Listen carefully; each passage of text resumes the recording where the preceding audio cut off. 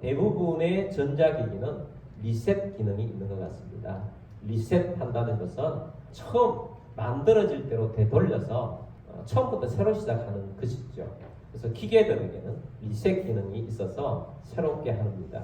가끔 저는 그런 생각을 봅니다. 사람도 리셋 기능이 있으면 얼마나 좋겠나. 그냥 리셋 버튼만 눌러버리면 그냥 처음으로 되돌아가 버리는 거예요. 그러면 참 좋겠다 하는 그런 생각을 가집니다. 왜 그러냐 하면 때때로 우리 사람에게는 지워버리고 싶은 흑역사들이 있어요. 그래서 이 흑역사를 지워버리면 좋겠다. 리셋해버리면 좋겠다. 그런 마음을 가지는데 결론적으로 말하면 사람은 리셋 기능이 없습니다. 사람은 리셋이 되지 않아요. 근데 하나님께서는 우리의 흑역사를 다 포함해서 우리의 인생을 새롭게 하십니다. 오늘 본문은 다윗의 시편인데 다윗은 어떤 사람이냐? 다윗은 기도의 사람이었습니다. 하나님과 교제하는 사람이었어요. 그래서 다윗은 작은 것까지도 하나님께 묻고 하나님이 응답하시면 그것에 따라서 행동하는 그런 교제하는 사람, 기도하는 사람이었습니다. 다윗이 사울왕에게 쫓겨다닐 때 자기 코가 석자인데 자기도 도망하기 바쁜데 소식을 하나 들었습니다. 그일라라는 마을에 블레셋 사람들이 쳐들어와서 힘들게 한다 하는 소식을 들었습니다. 그냥 지나갈 수 있는데 자기도 지금 도망자이시면 그냥 지나갈 수 있는데 그 문제를 가지고 하나님 앞에 가서 묻습니다. 하나님, 제가 그일라를 도울까요? 하나님이 도와라. 그래서 다윗이 자기를 따르는 사람과 함께 가서 블레셋 사람들을 물리치고 그일라를 블레셋 사람으로부터 그 지방을 해방시켜 줍니다. 사울왕이 그 보고를 듣습니다. 그래서 사울왕이 군사들을 이끌고 수천 명의 군사를 이끌고 그일라 지방으로 옵니다. 다윗이 하나님께 묻습니다. 하나님, 그일라 사람들이 나를 배신해서 사울에게 나를 넘길까요? 그렇게 물었더니 하나님이 넘길 것이다. 그래서 다윗이 또 급히 도망을 가게 됩니다. 자, 이것을 보았을 때 다윗은 하나님과 늘 교제하는, 기도하며 움직이는 그런 사람이라는 걸 알 수가 있습니다. 그리고 또 다윗은 참된 예배자였습니다. 다윗은 목동일 때부터 늘 양을 치면서도 하나님을 생각하고 작사를 하고 작곡을 하고 연주를 하면서 혼자 하나님을 찬양해요. 하나님을 예배했습니다. 하나님께서 왕이 되게 해주셨을 때 다윗은 왕궁보다도 성전의 문지기가 더 좋사오니 내가 항상 그 성전에서 하나님을 찬양하고 예배하면 좋겠습니다. 그런 시편들을 여러 편 남깁니다. 그만큼 다윗은 하나님을 찬양하고 예배하는 것을 기뻐했습니다. 여러분도 그런 예배자가 되기를 원합니다. 그래서 다윗이 그런 왕이었기 때문에 다윗이 다스리는 나라는 나라가 교회가 되고 백성들은 참된 예배자로 다 이끌었어요. 다윗은 자체가 참된 예배자였습니다. 그리고 다윗은 믿음의 사람이었어요. 우리가 잘 알고 있듯이 다윗은 거인 골리앗을 청소년 때 물리쳤다는 겁니다. 어떻게 해서 물리치게 됐느냐? 아버지 심부름으로 지나가다가 골리앗이 고함을 치면서 하나님을 모욕하는 소리를 듣고 어찌 저 이방인이 하나님을 모욕하느냐? 그냥 있을 수가 없다. 내가 저 사람을 없애겠다 하고 나섰던 것이 다윗이었습니다. 그래서 하나님께서 다윗의 믿음에 능력을 다하셔서 물맷돌에 하나님의 권능을 다하니까 골리앗이 단 한 방에 무너지고 목이 잘리는 그런 역사가 일어났던 것입니다. 다윗은 그렇게 믿음의 사람이었던 것입니다. 그런데 다윗에게 하나 빼놓을 수 없는 것이 하나 있습니다. 다윗은 그럼에도 불구하고 범죄자라는 것입니다. 그런 다윗은 주님이 기뻐하는 사람, 하나님이 만족하는 사람, 또 하나님 마음에 흡족한 사람이라고 성경은 표현하고 있어요. 마음에 합한 사람, 내 마음에 합한 사람이다 라고 하나님께서는 다윗에게 감동을 받았던 사람입니다. 그런 다윗을 하나님께서는 왕으로 세워주셨습니다. 왕이 되었을 때 다윗에게 하나님이 함께 하셔서 다윗이 어디로 가든지 이기게 하셨다. 저는 그 말씀이 너무 좋아요. 여러분들도 무엇을 하든지 어디에 있든지 하나님이 함께 하셔서 이기게 하시고 잘되는 은혜가 있게 되기를 주님의 이름으로 축복합니다. 그래서 다윗이 하나님이 잘되게 하셔서 무엇이든지 다 좋게 하셨어요. 권세도 주셨고 부도 주셨고 행복도 주셨고 모든 것들이 다 잘되고 있었습니다. 그런데 다윗이 그 생활에 안주하면서부터 서서히 무너지기 시작한 것이 있습니다. 자기의 삶의 주인을 이전까지는 하나님이 주인이었다고 늘 고백하고 하나님을 찬양하고 예배하던 다윗이 점점 자기가 자기 인생의 주인이 되기 시작했습니다. 그 생활에 안주하기 시작하니까 자기의 삶을 자기가 컨트롤하기 시작했던 것입니다. 전쟁이 일어났습니다. 예전 같으면 다윗이 나가 전쟁을 치루었는데 다윗 전쟁터에 나가지 않습니다. 여전히 이길 것이다 생각을 하고 다윗은 낮잠을 잡니다. 전쟁터에 안 나갔으면 기도해도 시원찮을 낮잠을 자고 있습니다. 저녁에 일어났습니다. 궁 밖에 모욕하고 있는 여인을 발견합니다. 그 여인을 데려오라. 그래서 간음죄를 범합니다. 바세바라는 여인이 임신을 했다고 하자 그것을 은폐하기 위해서 전쟁터에 나가 있는 충성스러운 바세바의 남편 우리아를 데려와서 이 아이를 우리아의 아들로 만들려고 이렇게 계략을 꾸몄습니다. 근데 충성스러운 우리아는 내 부하들과 나의 모든 동료는 전쟁터에 있는데 나는 가족과 함께 편안 누릴 수 없다고 전쟁터로 가버립니다. 다윗의 계략이 먹혀들지 않자 다윗은 요압에게 사람을 보내서 이 우리아를 전쟁터에서 죽게 만들어 옵니다. 그래서 아주 완벽한 범죄로 끝날 것 같은 그런 지경이 되었습니다. 사람에게는 완벽한 은폐가 된 것 같았지만 하나님 보시기에는 견딜 수 없는 죄였던 것입니다. 하나님은 하나님의 백성이 죄를 짓는 것을 그냥 두고 있지 않습니다. 왜냐하면 죄가 사람을 망하게 하기 때문입니다. 하나님께서는 죄가 사람을 망하게 하기 때문에 이 죄의 문제를 해결하시기를 하나님은 원하십니다. 감사하게도 하나님은 하나님 백성들에게 죄가 있었을 때 공의로 먼저 대하지 않고 사랑으로 대하신다는 사실입니다. 하나님이 다윗을 사랑으로 대하셨다는 것은 뭐냐? 하나님의 선지자 나단 선지자를 보내서 죄에 대해서 지적을 하고 경고를 하고 하나님께서 주시는 벌이 있을 거라고 하나님의 메시지를 전하게 됩니다. 다윗이 그 메시지를 듣자 다윗은 즉각적으로 그 메시지를 받아들이고 금식하며 철저하게 울며 회개를 합니다. 다윗의 위대한 점 바로 이것에 있습니다. 하나님의 말씀을 그냥 넘기지 않는다는 겁니다. 마음들이 그런 일들이 얼마나 많습니까? 이것 봐라 하고 선지자를 없애버리는 일들이 많습니다. 그러나 하나님의 말씀을 받아들이고 금식하고 회개했다는 것입니다. 그래서 이 다윗이 그때의 회개한 기도의 내용이 시편 51편 오늘 본문에 있는 내용입니다. 오늘 이 본문 말씀 속에서 우리가 발견할 수 있는 것은 다윗은 새롭게 되고 싶어 한다는 거예요. 새롭게 하나님 내 인생을 새롭게 되게 해주시옵소서. 그래서 새롭게 하소서라고 했다는 것입니다. 10절 말씀을 다시 봅니다. 하나님이여 내 속에 정한 마음을 창조하시고 내 안에 정직한 영을 새롭게 하소서. 새롭게 하고 싶어하는 그런 마음이 다윗 마음 속에 간절하게 들어왔다는 것입니다. 여러분 오늘 우리들도 삶을 살아가면서 내 인생에 리셋 정도는 아니라도 새롭게 출발하고 싶다. 이 마음이 자주 들지 않습니까? 나 새롭게 시작하고 싶다. 나 새롭게 하고 싶다. 근데 이 새롭게 하고 싶다는 것이 내 의지로 됩니까? 내 결심으로 됩니까? 내 능력으로 됩니까? 우리의 인생은 내 능력과 내 결심으로 새롭게 될 수가 없습니다. 오직 새롭게 할 수 있는 분은 하나님밖에 없습니다. 하나님만이 새롭게 하십니다. 여러분 우리 인생을 하나님만이 새롭게 하신다는 사실을 깨닫고 오늘 말씀을 듣고 여러분들도 새로워지는 그런 역사가 있게 되기를 주의 이름으로 축복합니다. 근데 다윗이 새롭게 하고 싶어 하는데 오늘 말씀에서 두 가지를 보게 될 것입니다. 새롭게 한다는 것은 어디로부터 새롭게 하느냐? 첫 번째는 죄로부터 새롭게 되는 것입니다. 죄를 지워주셔서 새롭게 되는 것입니다.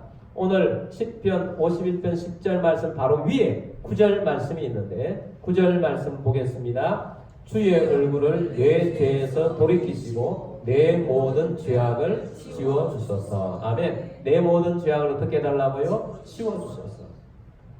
여러분 우리의 죄가 지워지는 것이 가능할까요? 우리의 죄가 지워지는 것이 진짜로 가능하겠습니까? 다윗은 내 죄를 지워달라고 하나님 앞에 고백하고 있습니다. 우리 기독교에만 유일하게 있는 것이 있습니다. 예수님의 십자가입니다. 기독교에만 있는 것, 다른 데는 없는 것, 예수님의 십자가 우리에게만 있습니다. 예수님이 이 땅에 오셔서 십자가를 왜 지셨습니까?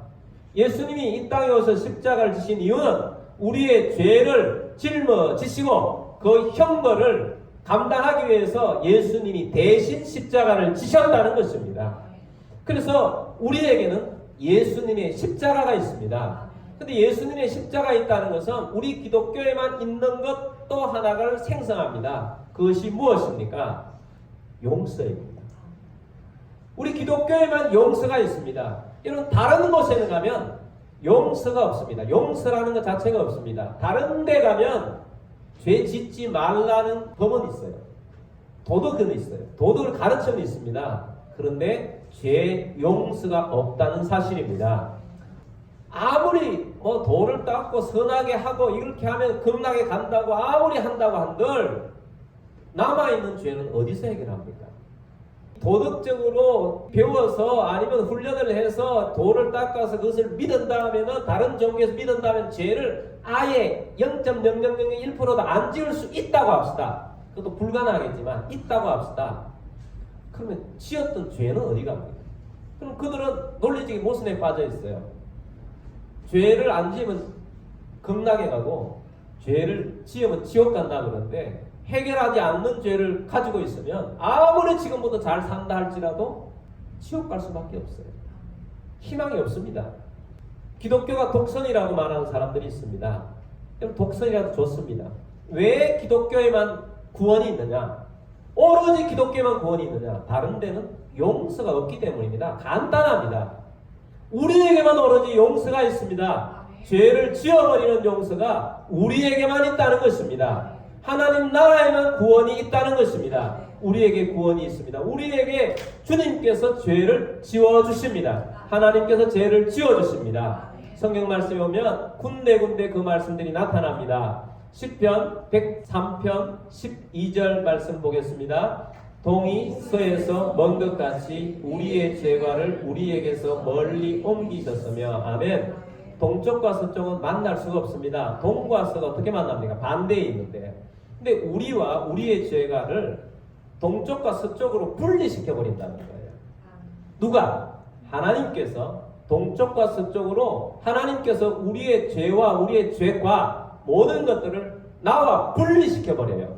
할렐루야. 주님께서 분리시켜 나와 죄가 다시는 만나지 않도록 하겠다라고 말합니다.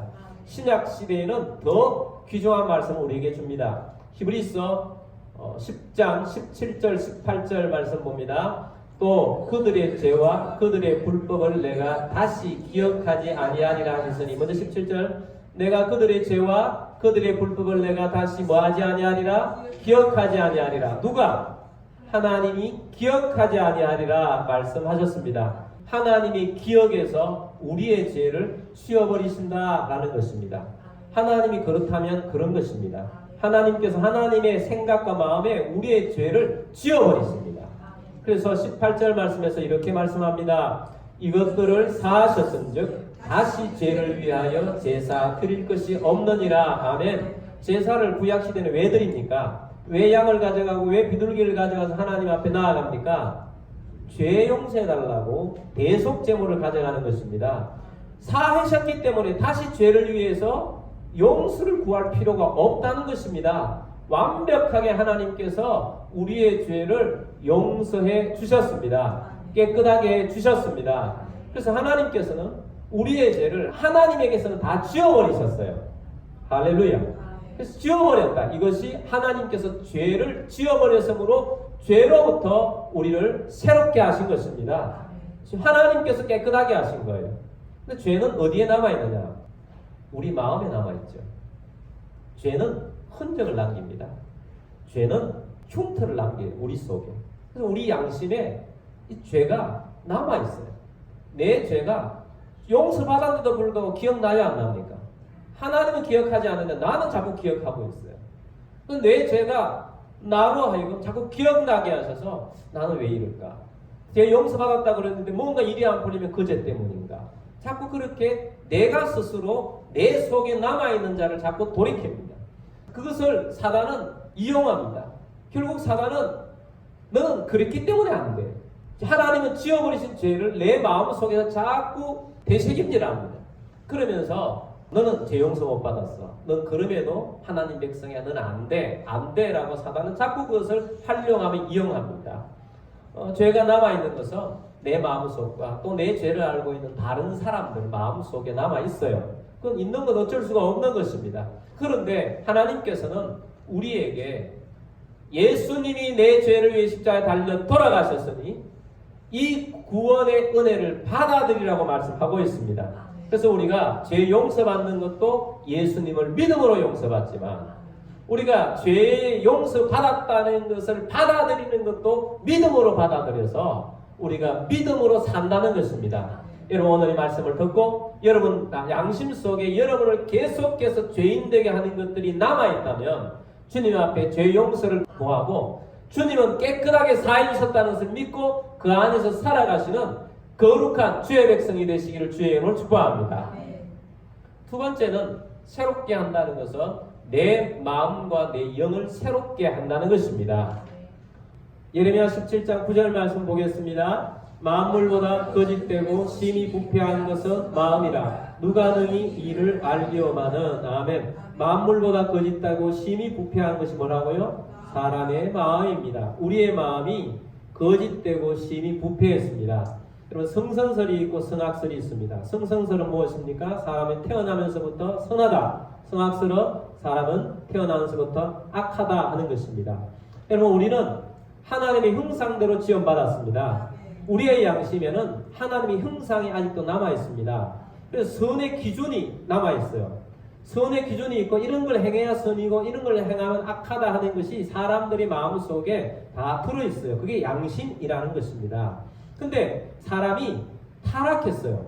타락한 다음에 사람들은 선악을 구별할 수 있는 양심은 있지만 이것을 행할 수 있는 능력이 많이 부족해요. 많이 떨어져요. 그래서 결심과 결단으로 우리가 선을 행하는데 많이 부족하다는 거예요. 잘 안 된다는 것입니다. 잘 안 돼서 우리가 이 악한 모습들이 많이 있는 것이고 또 이 양심이 성경에 보니까 화인을 맞아서 양심마다 고장난 사람들이 있어요. 양심마저 고장난 사람은 선과 악이 구분이 안 되고 악을 행하면서 선을 행하는 것처럼 그렇게 되는 것이고 또 어떤 사람들은 선을 행하는 것을 가장을 하면서 이중적으로 살아가는 그런 모습을 보인다는 것입니다. 여러분 사람은 부패했어요. 부패했기 때문에 사람의 마음은 어릴 때부터 부패해서 안 가르쳐줘도 악을 막 행해요. 어떤 때는 자기 동생을 엄마 몰래 밀어버려요. 시기 질투가 나서. 애들이 안 가르쳐줬는데도 거짓말을 하고요. 안 가르쳐줬는데도 어떻게 그렇게 영악한 모습들이 나타나는지 모릅니다. 여러분 우리들도 안 가르쳐줬는데도 죄를 범하고 남을 헐뜯고 그러한 것들이 막 생깁니다. 가르쳐주면 물론 더 잘하죠. 그러니까 이 사람의 마음이 어떻게 하냐? 부패했다는 것입니다. 이 부패한 마음을 가지고는 안 된다는 것입니다. 그래서 우리 하나님께서 우리 마음을 정결하게 하시고 깨끗하게 하시길 원하십니다. 그래서 다윗이 하나님 앞에 내 마음과 내 영을 새롭게 창조해달라고 간구하고 있는 겁니다. 다시 한번 51편 10절 말씀 보겠습니다. 하나님이여 내 속에 정한 마음을 창조하시고 내 안에 정직한 영을 새롭게 하소서. 아멘. 내 속에 정한 마음을 창조해 주십시오. 내 마음이 좀 새롭게 되기를 원합니다. 내 영이 정직한 영이 되기를 원합니다. 주님 구하오니 그렇게 하여 주옵소서. 여러분 이 타락된 마음, 부패한 마음, 이 마음으로는 이 세상에서 옳은 그러한 것들을 만들어갈 수가 없습니다. 여러분 사람의 마음 속에 유토피아를 그리는 그런 마음이 있어요. 이상적인 사회, 행복한 사회를 건설하고자 하는 그 마음이 있습니다. 그런 사회가 될 것을 사모합니다. 아마 사람들 마음 속에 천국을 사모하는 마음이 있어서 그럴 겁니다. 천국을 사모하는 유토피아적인 것이 이 땅에서 이루어지기를 간절히 소망해요. 그런데 이 세상에 유토피아를 만들 수가 없어요. 우리는 정권이 바뀔 때마다 새로운 대통령이 일어날 때마다 이번 정권은 부패하지 않고 정말 좋은 세상을 만들 거라고 기대하면서 출발합니다. 그런데 한 번도 그 일이 이루어지지 않습니다.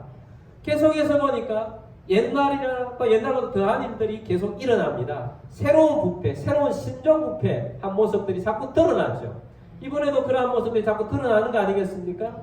여러분, 이 세상에는 예수님 없는 정치인은 희망이 없어요. 예수님이 없는 정당에는 희망이 없습니다. 예수님이 없는 어떤 지도자는 희망이 없습니다. 예수님이 없는 어떤 사람에게도 희망이 없습니다. 여러분, 오로지 예수님에게만 희망이 있는 거예요.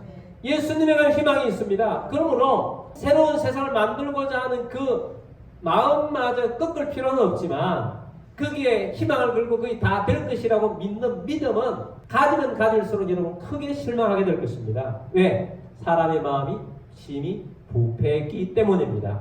그러므로 여러분, 오늘 우리들이 이 말씀을 들으면서 우리는 예수님을 모신 사람으로서 그렇게 믿음으로 살아가야 되겠구나 하는 그 마음을 가지기를 주의 이름으로 축복합니다. 우리의 마음이 주님 안에서, 우리의 영이 주님 안에서 새롭게 되기를 원해야 합니다. 우리는 예수를 믿고 난 다음에 내 안에 예수 그리스도의 영이 와 계십니다. 그래서 이제는 나는 죽고 내 안에 계신 그리스도께서 사시는 자라, 내 안에 그리스도께서 살아있는 자로 주님을 따르는 자로 사는 것입니다. 그래서 변화를 받으라고 말하고 있습니다. 로마서 12장 2절 말씀 보겠습니다.